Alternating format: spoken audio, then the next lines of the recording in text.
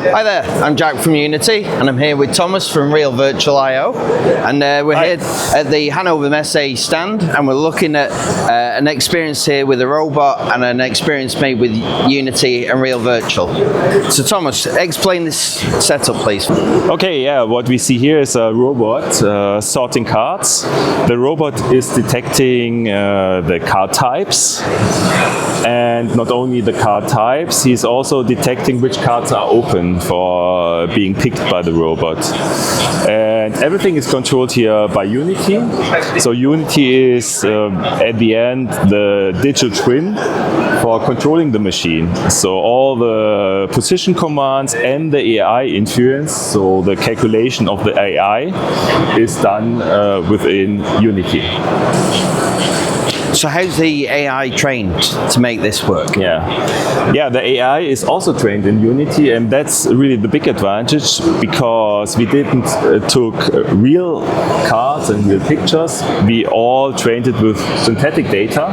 That means we generated 1,000 pictures with randomly lighting conditions, randomly background materials, and that's a big advantage of real-time engine Unity, that you can generate thousands of training data for training your artificial AI in just a few minutes. So in this case, 1,000 pictures took us about 3 minutes to generate them.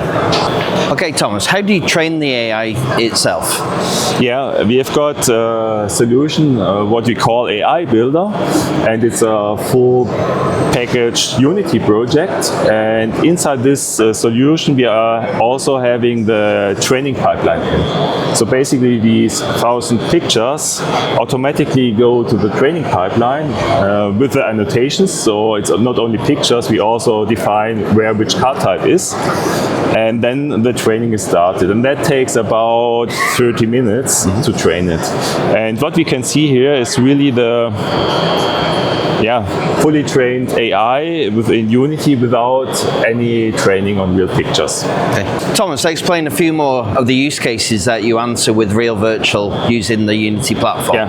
Yeah, thanks a lot. Yeah, basically it's all we can see here.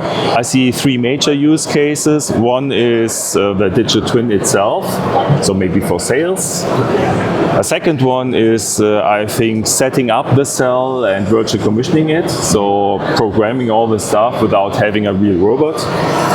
And we already had the AI training use case. And the last use case is what we see here. It's a ready-to-run Unity build, and I would call it 3D HMI. So to make an HMI, including the digital twin, with a maybe more intuitive user interface, that's what you can do with classical PLC HMI things. Thanks a lot. Very good.